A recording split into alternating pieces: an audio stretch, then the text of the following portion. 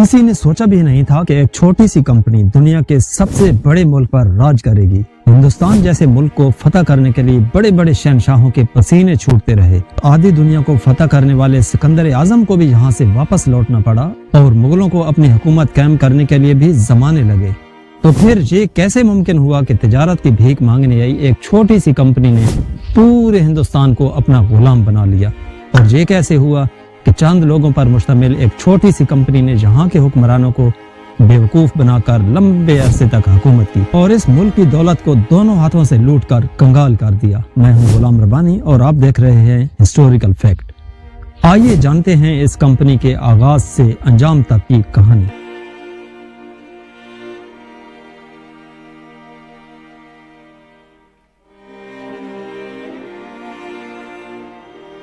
ये कहानी शुरू होती है मुगल बादशाह जहांगीर के दौर से, जब अंग्रेज हिंदुस्तान में नए नए आए थे, जबकि पुर्तगाली 15वीं सदी से हिंदुस्तान में तिजारत कर रहे थे। पुर्तगालियों के साथ मुगलों का तिजारती मुआहदा भी हुआ था।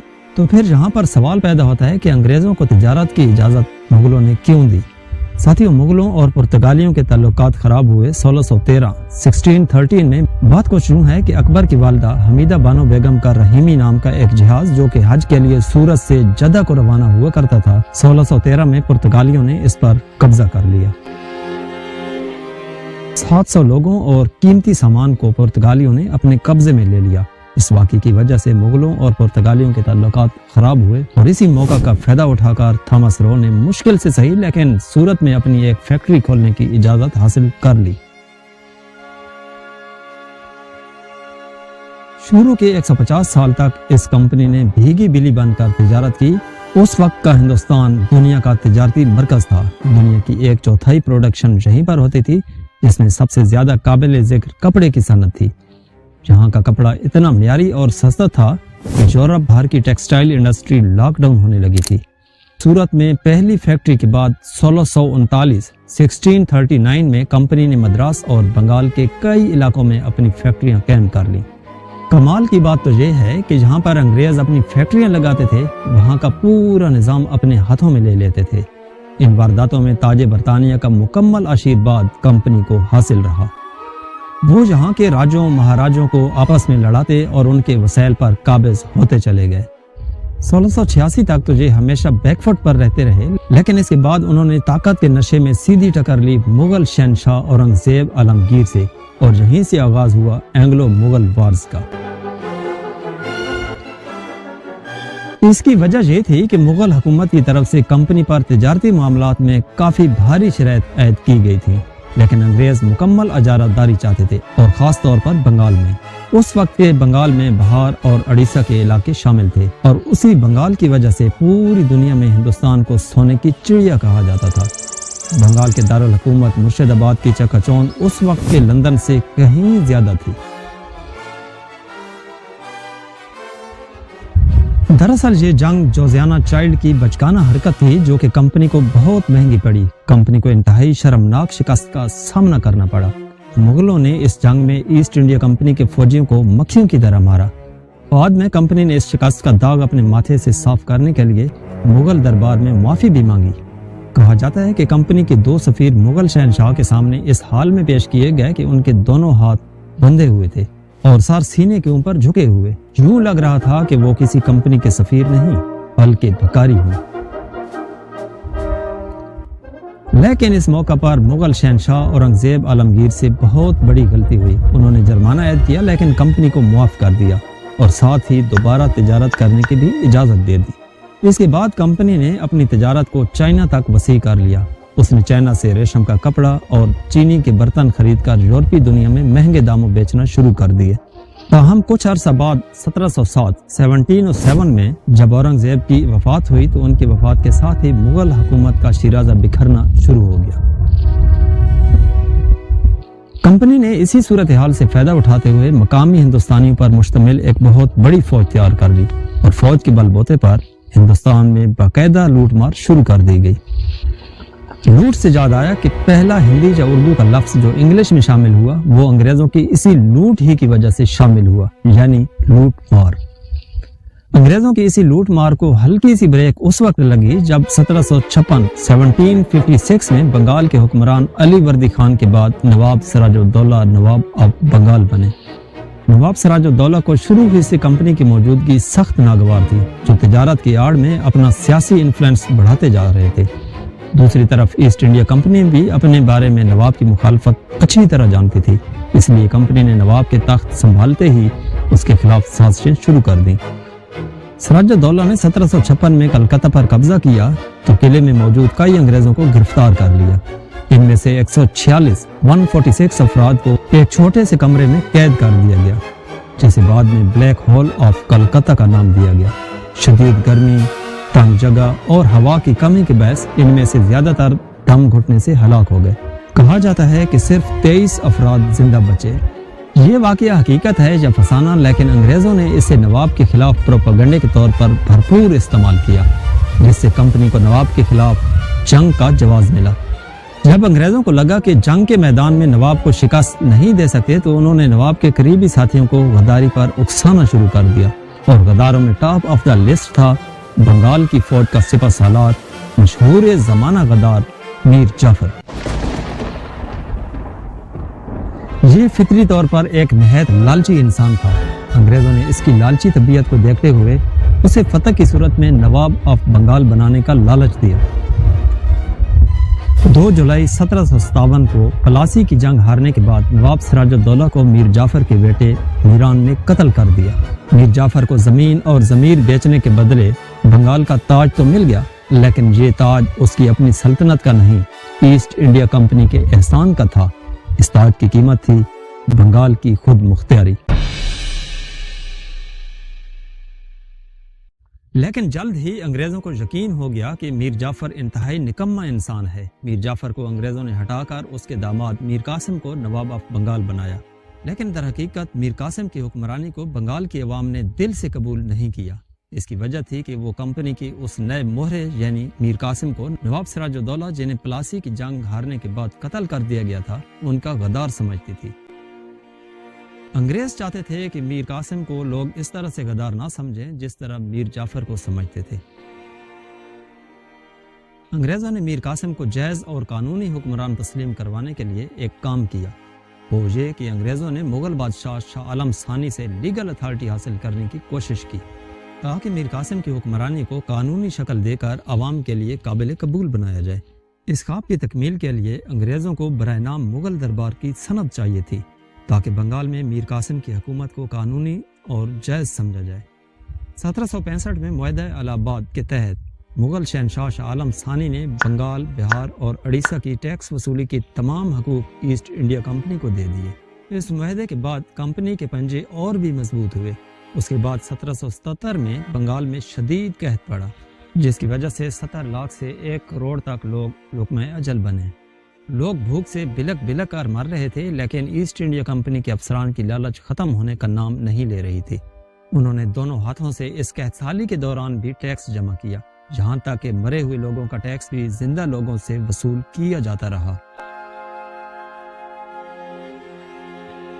शमाली हिंदुस्तान पर कंपनी का मुकम्मल कब्जा हो चुका था, लेकिन फिर भी तसल्ली नहीं हो रही थी। अब उनकी नजरें जनूबी हिंदुस्तान पर थीं। अंग्रेजों के खिलाफ हैदर अली और टीपू सुल्तान की मुज़ाहमत की असल वजह यह थी कि एक तो उन्हें अंग्रेजों की हरकतों का अच्छी तरह पता था, दूसरा वो मालाबार के साहिल से फ्रांसीसियों के साथ तिजारत कर रहे थे, इसलिए वो यहाँ से अंग्रेजों को दूर रखने की कोशिश करते रहे। 1761 में हैदर अली ने फ्रांसीसियों की मदद से ईस्ट इंडिया कंपनी को एक जंग में शिकस्त भी दी थी। 1780 में एक बार फिर उन दोनों के दरमियान जंग हुई, जिसमें फ्रांस की मदद भी शामिल थी, लेकिन इस जंग के दौरान हैदर अली का इंतकाल हो गया और उनकी जगह संभाली टीपू सुल्तान ने। इस जंग में काफ़ी इलाके ईस्ट इंडिया कंपनी के कब्जे में चले गए। इसके बाद ईस्ट इंडिया कंपनी और टीपू सुल्तान के दरमियान सुलह का मुआहदा तो हो गया, लेकिन टीपू सुल्तान जानता था कि ये लड़ाई कभी भी ख़त्म नहीं हो सकती, इसलिए उसने दोबारा लड़ाई की तैयारियां शुरू कर दी, जिसके लिए उसने फ्रांस से मॉडर्न वेपन भी मंगवाने शुरू कर दिए। टीपू की तवक्को के ऐन मुताबिक ईस्ट इंडिया कंपनी भी लड़ाई की तैयारी कर रही थी।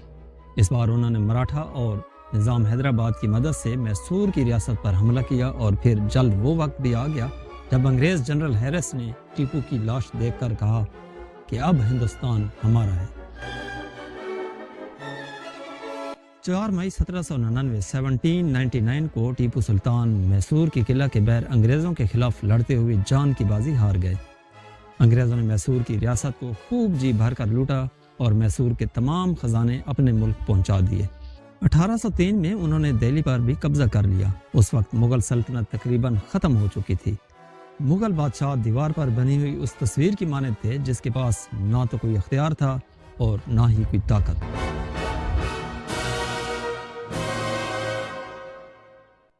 اس کے بعد ایسٹ انڈیا کمپنی ان مراٹھوں پر بھی حملہ کر دیتی ہے جن کی مدد سے حیدر علی اور ٹیپو سلطان کی ریاست کا خاتمہ ہوا تھا۔ کئی لڑائیوں کے بعد ایسٹ انڈیا کمپنی مراٹھا سلطنت پر بھی قابض ہو جاتی ہے۔ یہاں تک تو انگریز قابض ہو گئے، لیکن پنجاب، کشمیر اور موجودہ پاکستان کا علاقہ اب بھی ان کی دسترس میں نہیں تھا۔ ان علاقوں پر مہاراجہ رنجیت سنگھ کی حکومت تھی۔ وہ ایک مضبوط فوج رکھتے تھے جو باقی ہندوستانی فوجوں سے کافی ماڈرن تھی۔ چاروں ناچار انگریزوں نے مہاراجہ رنجیت سنگھ کو اپنا اتحادی بنا لیا، اور وہ بھی برابری کی شرط پر۔ سندھ اور بلوچستان کے علاقے ابھی بھی آزاد تھے۔ ان میں سے پہلے انگریزوں نے سندھ کو اپنا نشانہ بنایا۔ 1843 میں سندھ کے تالپور اور ایسٹ انڈیا کمپنی کے درمیان شدید لڑائی ہوئی۔ ایسٹ انڈیا کمپنی کے صرف 2800 فوجیوں نے سندھ کے تالپوروں کی 20,000 کی فوج کو چھلنی کر ڈالا۔ اس جنگ میں انگریزوں کے تقریباً 300 اور تالپوروں کے 6,000 جوان اپنی جانوں سے ہاتھ دھو بیٹھے۔ اس کے بعد ایک اور جنگ میں بھی تالپوروں کو ایک بار پھر شدید نقصان اٹھانا پڑا۔ اس کی وجہ یہ تھی کہ تالپور ان ڈسپلن فوج تھی اور اس وقت کی سپر پاور برطانیہ کے پاس جدید ہتھیاروں سے لیس آرمی تھی۔ یوں انگریزوں نے بہت ہی کم جانی نقصان اٹھا کر سندھ پر بھی قبضہ کر لیا۔ اور اب انگریزوں نے ایک بار پھر جب پلٹ کر پنجاب کی طرف دیکھا تو ان کی خوشی کی انتہا نہ رہی، کیونکہ ان کے لیے ایک بہت بڑی مشکل آسانی میں تبدیل ہو چکی تھی، یعنی مہاراجہ رنجیت سنگھ وفات پا چکے تھے۔ ان کے جانشینوں میں سے کوئی بھی اس قابل نہیں تھا کہ ایسٹ انڈیا کمپنی کا سامنا کر سکے۔ وہ آپس کی جنگوں میں الجھے ہوئے تھے، لیکن اس کے باوجود بھی 5 دریاؤں کی سرزمین انگریزوں کے حل کا کانٹا ثابت ہوئی۔ دوستو، سکھوں کے ساتھ لڑائیوں میں انگریزوں کا اتنا زیادہ جانی نقصان ہوا جس کا انہوں نے کبھی سوچا بھی نہیں تھا، لیکن پھر بھی یہ سکھوں کے جانی نقصان سے کم تھا۔ ذرا تصور کیجئے وہ حکومت کتنی کمزور ہوگی جس کے تخت پر 5 سالہ بچہ دلیپ سنگھ بطور حکمران بیٹھا ہو اور اس کی سرپرستی مہارانی جند کور کر رہی ہو۔ سکھ فوجی گروپوں کی شکل میں لڑ تو رہے تھے، لیکن ان کی سینٹرل کمانڈ نہیں تھی، اور خالصہ راج نے رسمی طور پر انگریزوں سے صلح بھی کر لی تھی، تو اس طرح یہ بھی ایک کٹپوتلی ریاست تقریباً بن چکی تھی۔ انگریزوں کے ساتھ خالصہ راج کے معاہدے کے خلاف بغاوت کرنے والے شیر سنگھ اٹاری والا نے 1849 میں گجرات کے مقام پر آخری جنگ لڑی، جس میں 5000 خالصہ سپاہی مارے گئے۔ یہ کسی بھی سکھ جرنیل کی ایسٹ انڈیا کمپنی کے خلاف آخری لڑائی تھی۔ ویسے شیر سنگھ اٹاری والا نے جنگ آزادی میں ہندوستانیوں کے خلاف لڑائی کر کے تاج برطانیہ سے بھی اعزاز سمیٹے تھے۔ پنجاب اور خیبر پختونخوا براہ راست ایسٹ انڈیا کمپنی کے قبضے میں آ چکے تھے۔ پیچھے بچا کشمیر جسے مہاراجہ رنجیت سنگھ کے سابقہ جرنیل گلاب سنگھ ڈوگرا کو بیچ دیا گیا۔ 1849 میں سکھ سلطنت کے خاتمے کے بعد کمسن دلیپ سنگھ کو لارڈ ڈلہوزی نے برطانیہ بھیج دیا۔ انگلینڈ، فرانس اور مصر میں دربدری کے بعد آخر فرانس ہی میں ان کی موت ہوئی۔ ہندوستان میں پنجاب اور سندھ پر قبضے کے بعد بلوچستان کی ریاست میں بھی انگریزوں نے خاصا اثر و رسوخ قائم کر لیا تھا۔ دوستو، وقت کا دھارا بہت ہی بے رحم ہوتا ہے، جس نے چنگیز خان، سکندر اعظم، رستم و دارا جیسے کئی بہادروں کو دھول چٹائی، اور ایسا ہی ہوا ایسٹ انڈیا کمپنی کے ساتھ بھی۔ وہ کمپنی جو کاروبار کے نام پر بڑی بڑی ریاستوں کو اجاڑ چکی تھی، برطانوی پارلیمنٹ کی نظروں میں کھٹکنے لگی۔ برٹش پارلیمنٹ کمپنی کو ہٹا کر اپنے سرکاری قبضے کا نفاذ چاہتی تھی۔ اس کی وجہ یہ تھی کہ رابرٹ کلائیو جیسے لوگ ہندوستان سے لوٹی گئی دولت کے بل بوتے پر سیٹیں خریدنے میں بھی ملوث پائے گئے، اور رشوت کے ذریعے کئی پروجیکٹس اپنے فائدے کے لیے لانچ کروائے۔ پھر یہ ہوا کہ کمپنی پر پارلیمنٹ نے انویسٹیگیشن کمیٹی بٹھا دی۔ اس کے بعد کمپنی کو انسائیڈر ٹریڈنگ اور رشوت میں بھی ملوث پایا گیا۔ یوں 1858 میں گورنمنٹ آف انڈیا ایکٹ کے تحت ایسٹ انڈیا کمپنی کو سائیڈ لائن کرنے کے بعد ہندوستان کو براہ راست تاج برطانیہ کے کنٹرول میں لے لیا گیا۔ اور چلتے چلتے 1874 میں ایسٹ انڈیا کمپنی کو مکمل طور پر ختم کر دیا گیا۔ مزے کی بات تو یہ ہے کہ پورے ہندوستان کو غلام بنا کر رکھنے والی کمپنی کے مالک آج ایک ہندوستانی بزنس مین سنجیو مہتا ہیں، جنہوں نے 2010 میں اس کمپنی کو $15 ملین میں خریدا اور ایک on line business plate form بنا دیا، اور آج کل یہ کمپنی چائے، کافی، چاکلیٹ وغیرہ کا کام آن لائن کرتی ہے۔